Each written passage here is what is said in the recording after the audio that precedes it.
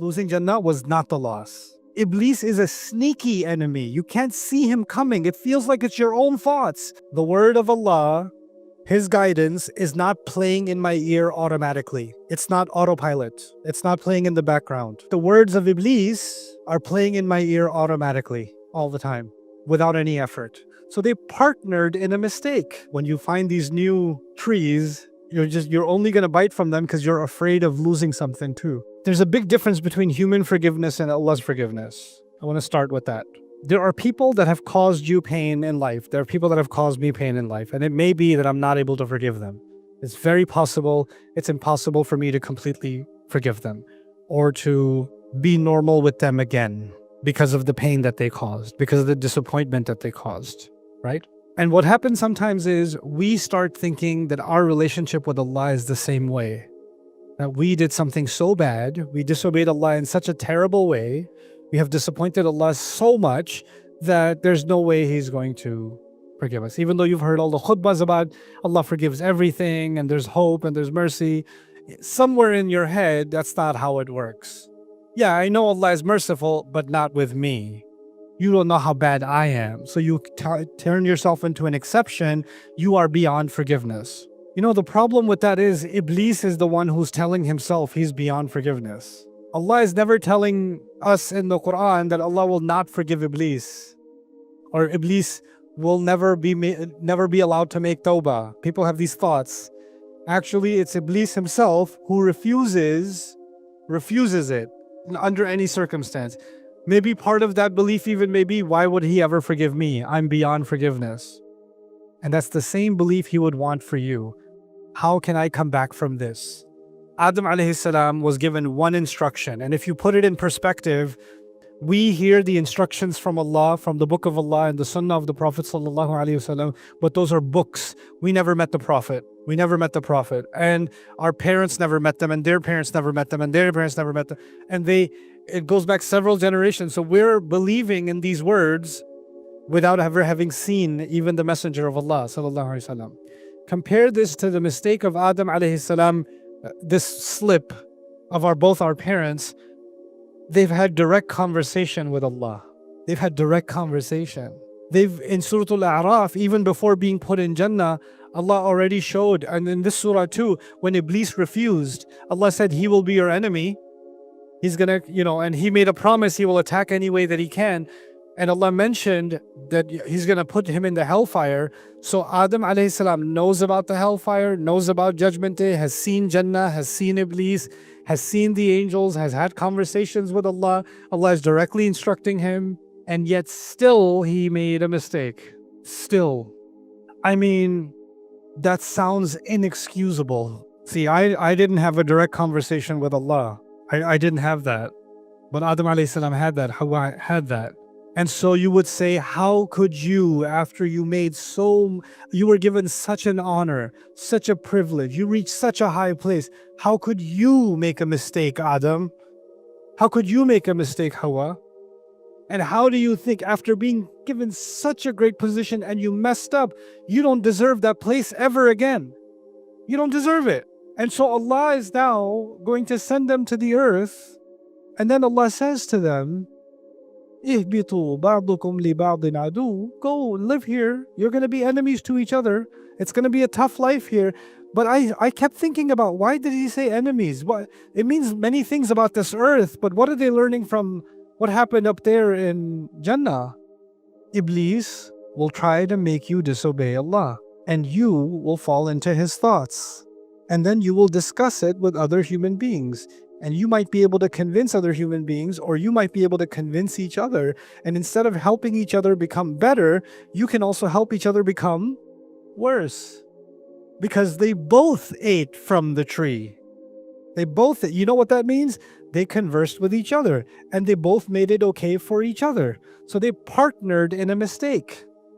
And if you partner in a mistake, you're not friends, you're actually enemies. Even though you love each other, you're enemies because you helped each other do something wrong. At the time, you feel like, you meet young people, Muslims nowadays. I'm not gonna sugarcoat it for you. You meet Muslims, the guy's like, yeah, I'm a little bit haram relationship, Ustad. What should I do? Little bit haram? Lower age? Lesser font size? A little bit haram. Yeah, Ustad, it's been 3 years in a little bit haram relationship, but I love her a lot. Like, okay, so you want to marry her? No, I'm not ready for that. Okay, you're ready to send her to hell, but you're not ready to marry her. You don't love her that much. I mean, you don't even love yourself that much. You're okay with destroying yours and somebody else's afterlife, but claim that you love them. Allah is teaching us a new meaning of what an enemy could be. This is the same thing Allah mentioned in Surah Al-Taghabun when He said, "Inna min azwajikum wa awladikum aduwwan lakum." From your spouses and your children, they can be enemies for you. When out of love, when you love someone, and with that love for each other, you're actually helping each other disobey Allah, then you're actually enemies. And Iblis comes, and he doesn't just want men to fight women and women to fight men. Sometimes he wants men and women to love each other, and in that love, do bad things. Like, it's not like Adam and Hawa had a fight with each other and he said, fine. And she said, fine, I'm going to eat from the tree. You know what? I'll eat too. That's not what happened. That's not how it played out. Yeah, Iblis wants people to fight with each other. Sure, that's one of his strategies. But another strategy of his is actually he uses love as a war tactic. He weaponizes love. And so he was successful in doing that with our parents.